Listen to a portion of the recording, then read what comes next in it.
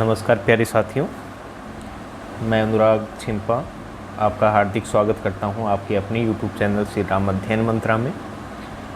मित्रों, हमारा कंटेंट है, हमारा जो व्याख्यान है वो पद्मावती समय पर चल रहा है और अभी तक हमने 21 छंद पूर्ण कर लिए हैं और इससे आगे निरंतरता रखते हुए हम छंद संख्या 22 से शुरू करेंगे आज, और फिर वही 6 छंदों को लेकर हम पूरी व्याख्या और विश्लेषण करेंगे।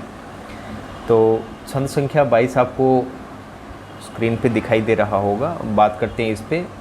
वही कठिन अर्थ, साथ में व्याख्या विश्लेषण चलता रहेगा, उसके साथ साथ आपका कला पक्ष भी पूर्ण होगा। तो आप अच्छे से देखें और समझें वीडियो को। तो बात करते हैं छंद संख्या 22 पे। पढ़ लेते हैं सबसे पहले कि कामदेव अवतार हुए सुय सोमेश्वर नंद, सहज किरण झलहल कमल रति समीप बरबिंद। यहाँ तक देखते हैं। कठिन अर्थ, कामदेव आप जानते हैं, कामदेव जो वसंत के देवता हैं, काम के देवता हैं। अवतार का मतलब अवतार लेना, हुए का मतलब होना, सुय का मतलब तोता, सोमेश्वर, सोमेश्वर यहाँ पृथ्वीराज के पिता सोमेश्वर जी चौहान के लिए आया है। नंद का अर्थ होता है पुत्र।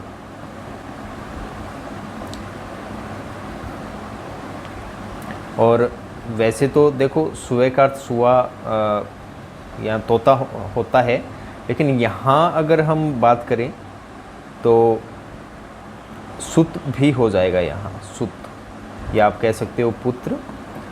और अगर यहाँ सुत और पुत्र होता है तो नंद का अर्थ यहाँ पर आ जाता है आनंद। ये कर देंगे हम लोग। आगे कठिन अर्थ, सहस किरण। सहस किरण का मतलब होता है सहस्त्रों किरण वाला, यानी कि हजारों किरणों वाला। और हजार किरण कौन प्रदान कर सकता है? सूर्य। फिर बात करते हैं झलहल।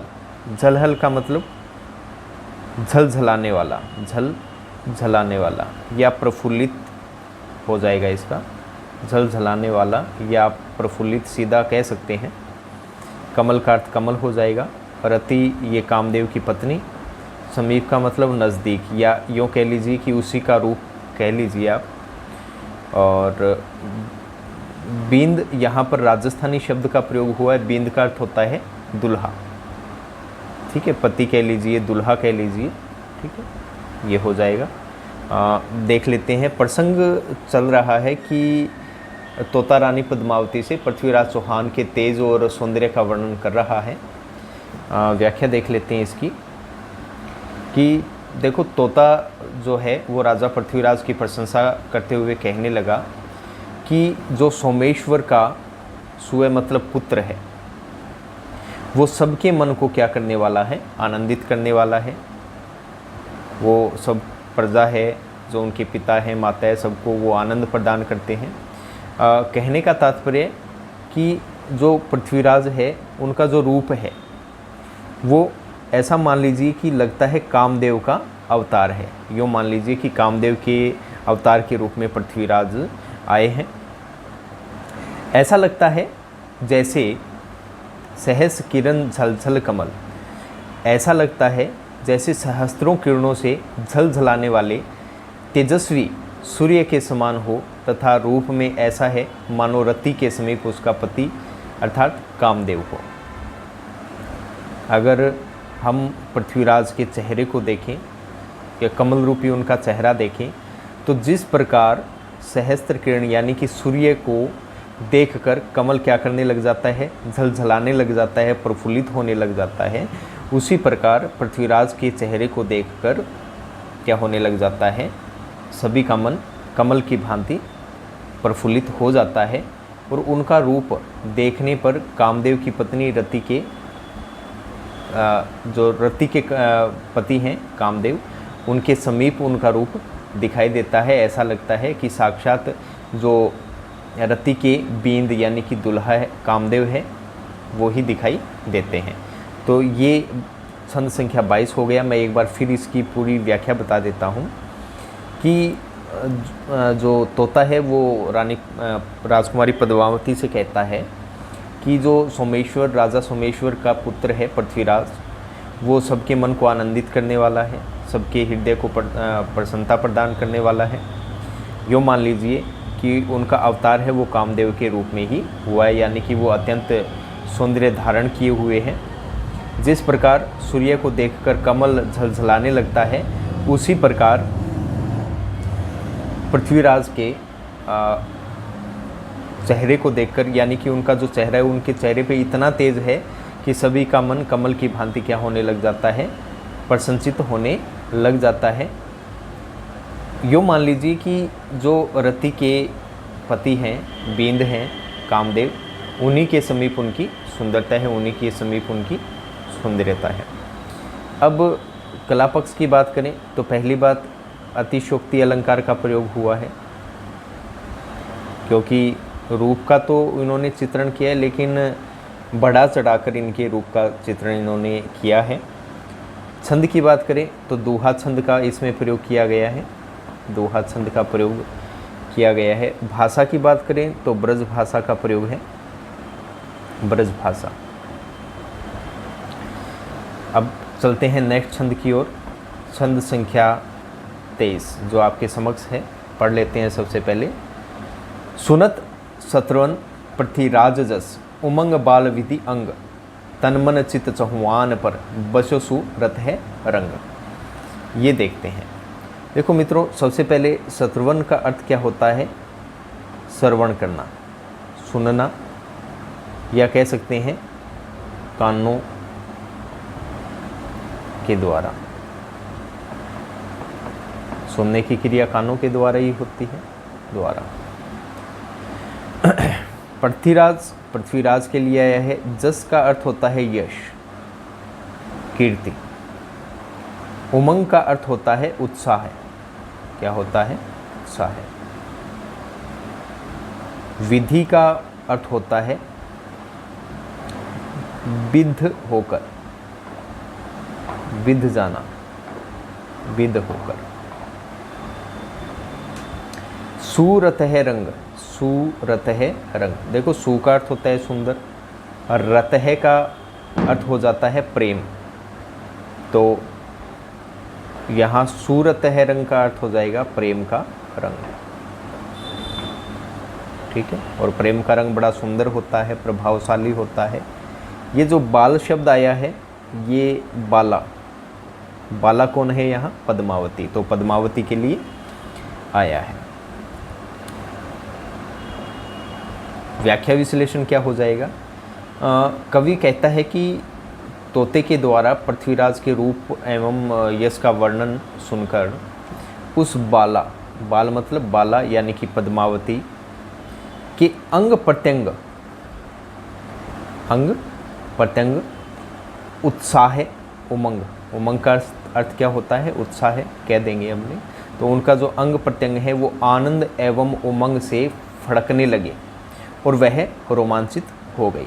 तो इस पूरी पंक्ति का क्या अर्थ हो जाएगा कि जब तोते ने पृथ्वीराज के रूप का और उनके यश का वर्णन किया, उसे बतलाया, तो जो पद्मावती है उसका जो अंग प्रत्यंग है वो पृथ्वीराज के यश को सुनकर, उनके रूप को सुनकर, सुनकर उनका जो अंग प्रत्यंग है वो उत्साह और आनंद से क्या हो गया? प्रफुल्लित हो गया और वह रोमांचित हो गई।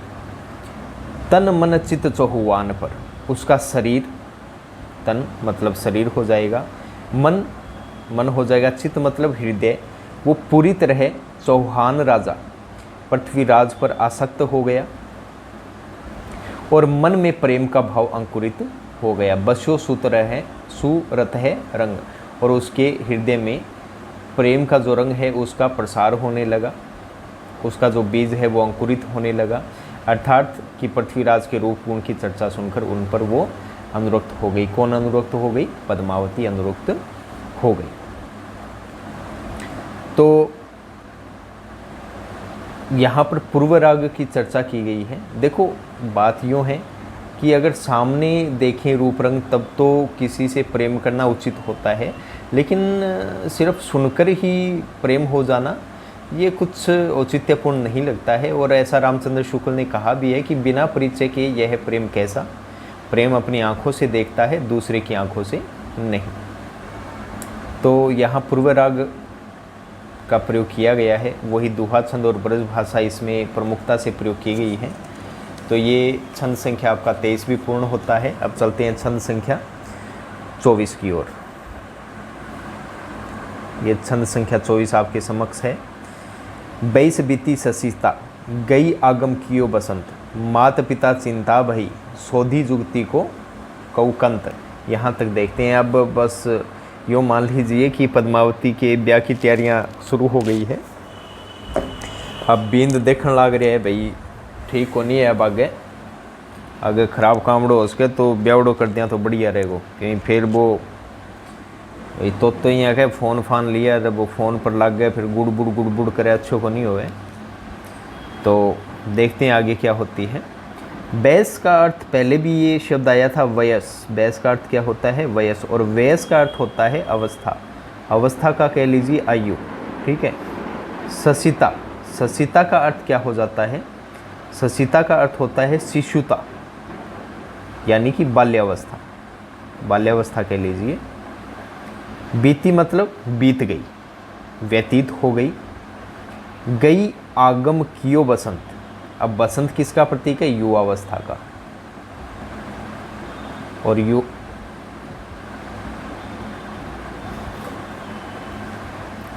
अब रही बात, इसका अर्थ होता है युवावस्था। इसका अर्थ क्या हो जाएगा? युवावस्था बसंत, ठीक है। तो ये युवावस्था का आगम का मतलब आ गई है, प्रस्थान उसका हो चुका है। प्रस्थान नहीं, प्रस्थान तो जाना हो जाएगा, मतलब उसका आना हो गया है, स्वागत किया गया है। माता पिता चिंता भई। अब जैसे ही युवावस्था हुई है तो माता पिता को क्या होने लग गई है? चिंता भई मतलब हो गई है। शोधी मतलब खोजना। जुगती को कंत, शोधी मतलब तो हो जाएगा खोजना, ठीक है, या ढूंढना। जुगती को कंत, जुगती को कंत का अर्थ हो जाता है उपयुक्त पति, मतलब जो एक राजकुमारी के लायक हो, तो उपयुक्त पति, ठीक है। इसको देख लेते हैं, व्याख्या विश्लेषण देख लेते हैं।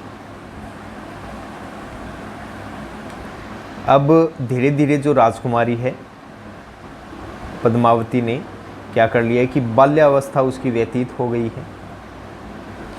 अब धीरे धीरे राजकुमारी जो पद्मावती है उसकी जो बाल्यावस्था है वो बीत गई है। गई आगम कियो बसंत। अब युवावस्था में उसने क्या रख दिया है? कदम रख दिया है। अब इसी बात की चिंता किसको हो गई है? माता पिता को चिंता हो गई है।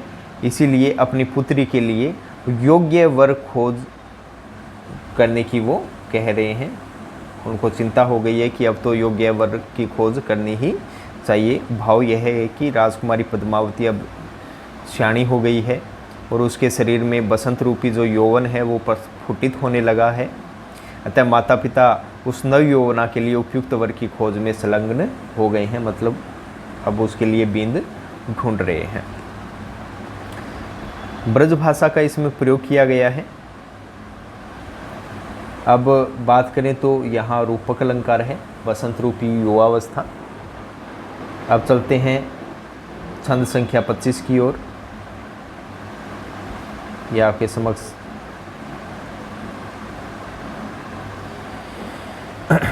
सोधी जुक्ति को कंत कियो तब चित चहो दिस, लयो विप्र गुरु बोल कही समुझाए बात तस।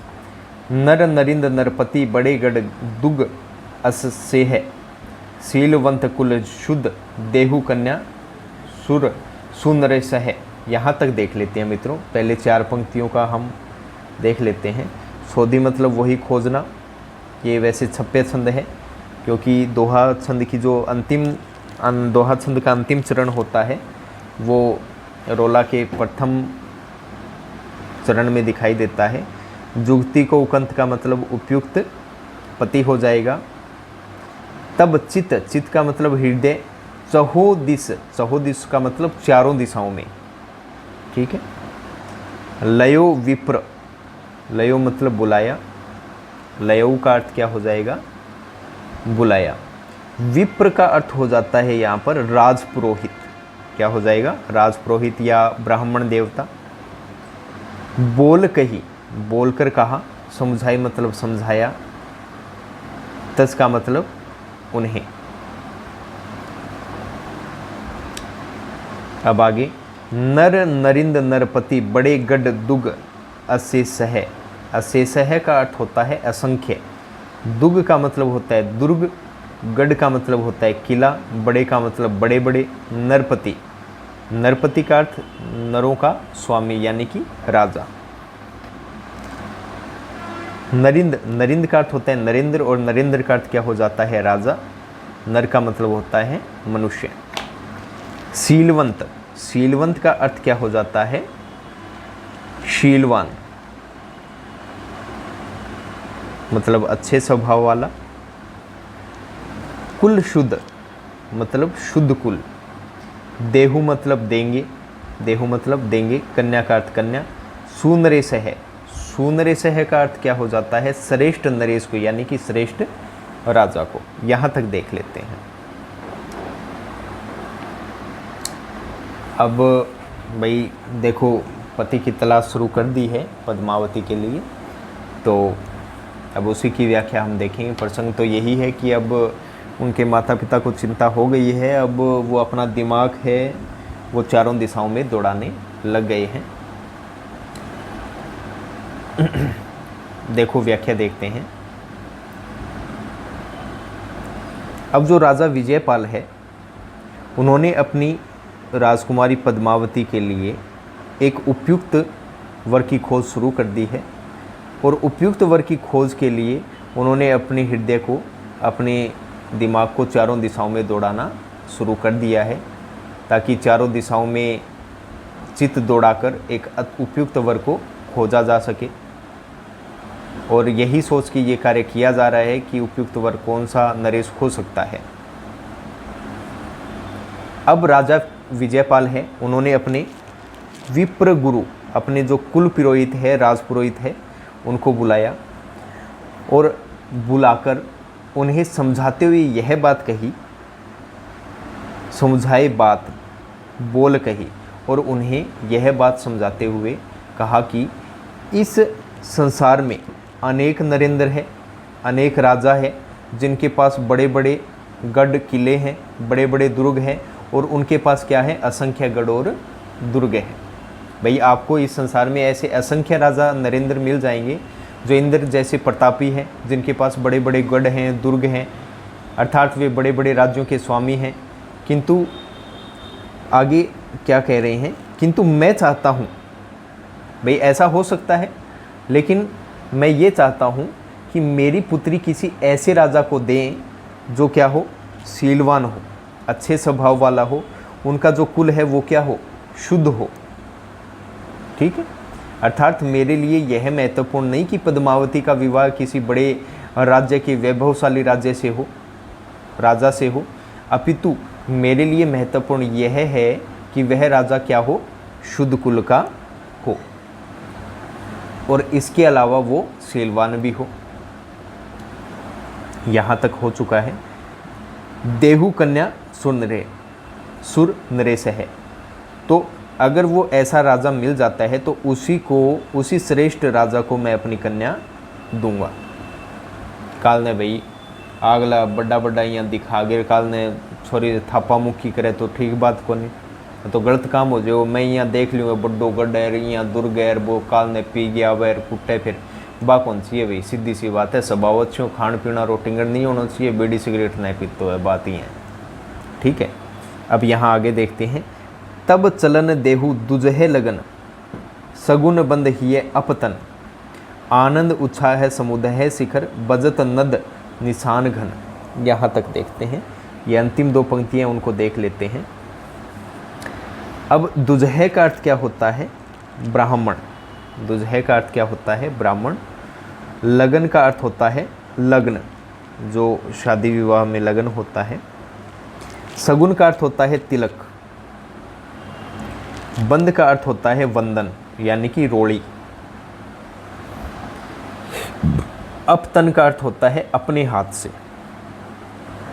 उत्साह का अर्थ होता है उत्साह। समुदय शिखर, समुद्र शिखर हो जाएगा। नद का अर्थ होता है घोष, मतलब ध्वनि। निशान का अर्थ होता है नगाड़े। घन का मतलब होता है घनघोर। ठीक है। अब इस दो पंक्तियों का पूर्ण हिंदी अनुवाद क्या हो जाएगा कि भाई जो राजा विजयपाल है वो ऐसा कहकर, भाई मैं उसी को कन्या दूंगा जो शीलवान होगा, जो अच्छे कुल का होगा, शुद्ध कुल का होगा।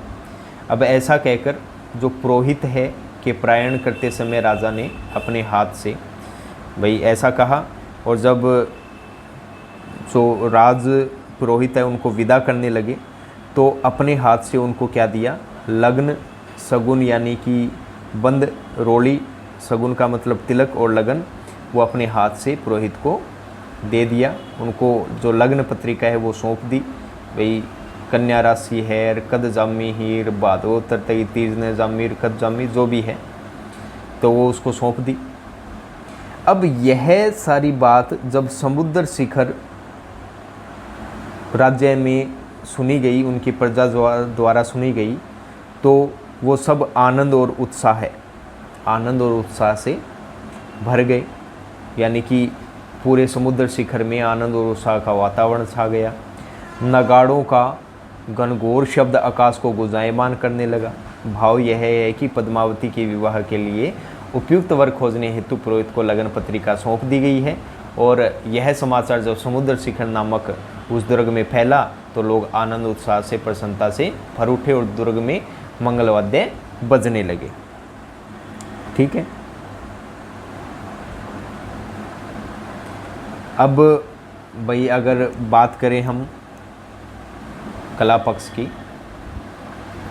तो कला पक्ष के अंतर्गत आप सीधे सीधे बता सकते हैं कि डिंगल भाषा का प्रयोग किया गया है। डिंगल पिंगल भाषा का, डिंगल पिंगल भाषा है।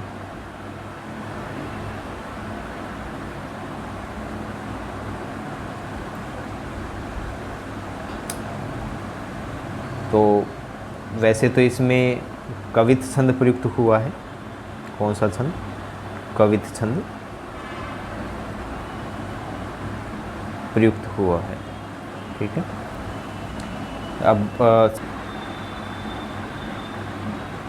अब छंद संख्या 26 आपके समक्ष आ गया है। पहले कठिन अर्थ को जान लेते हैं। सवालस का अर्थ यहाँ पर सवा लाख नहीं है मित्रों, हालांकि इसका अर्थ सवा लाख होता है, लेकिन ये एक पूछे जाने वाला महत्वपूर्ण प्रश्न है। यहाँ सवालस का अर्थ होता है शिवालिक पर्वत श्रेणी, शिवालिक पर्वत श्रेणी। उत्तर शैल का अर्थ देखो, इसका अर्थ दूसरा क्या होता है? सपादलक्ष। इसी का अर्थ दूसरा क्या होता है? सपादलक्ष। देखो मित्रों, जिस राजा का हम आगे वर्णन कर रहे हैं, क्योंकि राजपुरोहित को एक राजा मिला है और वो जो राजा है वो कहाँ का रहने वाला है? सपादलक्ष का रहने वाला है। तो सवा लाख यहाँ पर हालांकि होता है, लेकिन यहाँ पर सवा लाख इसका आंसर नहीं होगा, ये याद रखना। अब बात करें उत्तर शैल। उत्तर शैल का अर्थ होता है, उत्तर का अर्थ होता है उत्तर दिशा। ठीक है। और उत्तर दिशा में स्थित, शैल का अर्थ होता है शैल, और शैल का अर्थ यहाँ पर हो जाएगा पर्वत। उत्तर दिशा में स्थित पर्वत। कमाऊँ का अर्थ होता है कुमाऊँ। दुरंग का अर्थ होता है दुर्गम।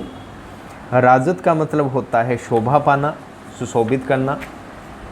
कुमोदमणि ये राजा का नाम है जो राजपुरोहित को मिला है, और राजपुरोहित ने धर दबोचा इनको।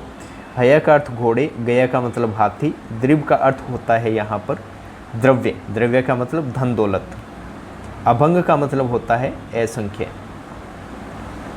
इसके पास तो खूब सब कुछ है, देखते हैं इसकी व्याख्या क्या है। भाई राजा जो विजयपाल के कुल पुरोहित है, उन्होंने वह लगन पत्रिका जिस राजा को ले जाकर दी है, वह राजा कौन है? सपादलक्ष। सपादलक्ष का राजा कौन है? कुमोदमणि। पहली बात तो ये। उसका जो राज्य है, उसका राज्य है वो शिवालिक पर्वत श्रेणी में उत्तर दिशा में है। उत्तर दिशा में जो पर्वत है शिवालिक पर्वत श्रेणी, वहाँ पर उसका राज्य स्थित है। उसके किले का नाम क्या है? कुमाऊँ। उसके किले का नाम क्या है? कुमाऊँ। ये याद रखना, वो कहाँ का रहने वाला है? कुमाऊँ। तो वहीं पर एक कुमाऊँ दुर्ग है। तो कुमाऊँ दुर्ग पर कौन राज करता है? कुमोदमणि नाम का जो राजा है वो वहाँ पर राज करता है, वहाँ सुशोभित होता है। उसके पास असंख्य हाथी, घोड़े और धन दौलत है। वो धन दौलत का स्वामी है, असंख्य हाथी घोड़ों का स्वामी है। तो ये हो जाएगा इसका व्याख्या विश्लेषण। अगर बात करें इसमें कला पक्ष की, तो पहली बात यहाँ पर द्वित वर्ण का प्रयोग हुआ है, द्वित वर्णों का प्रयोग हुआ है। दूसरी डिंगल पिंगल भाषा का प्रयोग यहाँ पर हुआ है। और आप अगर बात करें भाई कुमाऊँ गढ़ की बात करें, ये कहाँ है? तो ये वर्तमान जो कुमायूं प्रांत है वहाँ पर स्थित है, जो उत्तरांचल में है, उत्तराखंड में कह लीजिए। तो ये अगर अलंकार की बात करें तो यहाँ पर अतिशयोक्ति अलंकार भी आप कर सकते हैं। अब बात करते हैं पद छंद संख्या 27 की। आपके समक्ष छंद संख्या 27 आ रहा है। ये देखिए, ये आज के वीडियो का अंतिम छंद है। नारिकेल फल परठी दूज चौक पूरी मणि मुती दई जु कन्या बचनवर अति आनंद करी जुती। यहाँ तक देखते हैं। नारिकेल का अर्थ यहाँ पर क्या हो जाएगा? नारियल। नारियल। परठी का मतलब होता है स्थापित करना। भाई हमारे यहाँ पे यही रिवाज है कि लगन टिक्का देते हैं तो भाई लड़की देख कर आते हैं या लड़का देख कर आते हैं तो सबसे पहले 1 रुपया नारियल हाथ में देते हैं। जो भी इच्छा हो आप दीजिए। तो नारियल बड़ा अच्छा फल है, हर पूजा पाठ में काम आता है। यहाँ पर द्विज की बात करें तो द्विज का अर्थ यहाँ पर होता है द्विज, और द्विज का अर्थ दूसरा क्या होता है? ब्राह्मण कह लीजिए, जो अपने राजपुरोहित जी हैं, गए हुए हैं। मणिमुत्ती। मणिमुत्ती का अर्थ क्या होता है? माणिक मोती। माणिक मोती, ठीक है। जुति का मतलब होता है युक्ति। जुति का अर्थ होता है युक्ति। यहाँ तक देख लेते हैं। आनंद करी, आनंद हो जाएगा यहाँ पर। अब इसकी व्याख्या विश्लेषण देख लेते हैं हम।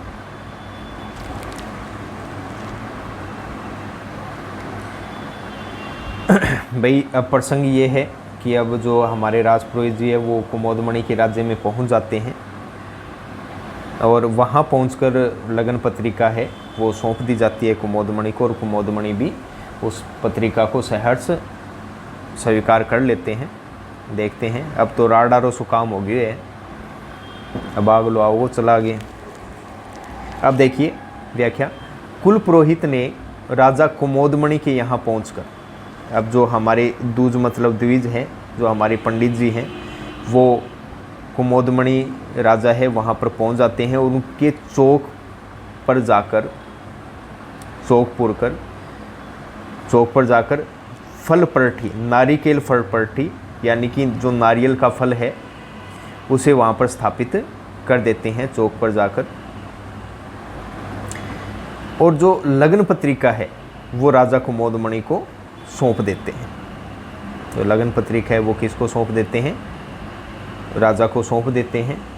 और देखो यहाँ पे पूरी मतलब पूर देना यानी कि भर देना, ठीक है। नारियल के फल को तो स्थापित करते ही करते हैं, उसके साथ साथ में वो उस चौक को माणिक मोतियों से भी क्या कर देते हैं? भर देते हैं। वहाँ पर नारियल को भी स्थापित करते हैं, और मोती माणिक है, माणिक मोती है, उसको पूरी तरीके से चौक को भर देते हैं, और लगन पत्रिका राजा कुमोदमणि को सौंप दी जाती है। और दई जो कन्या बचनवर अति आनंद करी जुती। उसके पश्चात जो हमारे राज पंडित जी हैं वो दई जो कन्या बचनवर, जो राजकन्या पद्मावती है, उसको राजा कुमोदमणि को सौंपने का, राजकन्या का हाथ उनके हाथ में देने का वचन दे देते हैं। और जो कुमोदमणि है वो भी अति आनंद, बड़ी प्रसन्नता के साथ उस वचन का क्या कर लेते हैं, वर्ण कर लेते हैं, यानी कि वो भी उसको स्वीकार कर लेते हैं। तो ये हमारे छंद संख्या 22 से 27 तक 6 छंद और हो गए हैं। मिलते हैं नेक्स्ट छंदों के साथ नेक्स्ट वीडियो में। और मित्रों, कुछ समझ में नहीं आने पर आप कमेंट बॉक्स में कमेंट कर सकते हैं, आपको तुरंत इसका जवाब दिया जाएगा और आपकी समस्या हल की जाएगी। आप ज़्यादा से ज़्यादा चैनल को सब्सक्राइब करें, लाइक करें और शेयर करें, यही आपसे उम्मीद है। और आगे बढ़ाते रहें ताकि मैं और अच्छे अच्छे वीडियो बनाता रहूं। इसी के साथ विदा दीजिए। जय हिंद, जय भारत साथियों।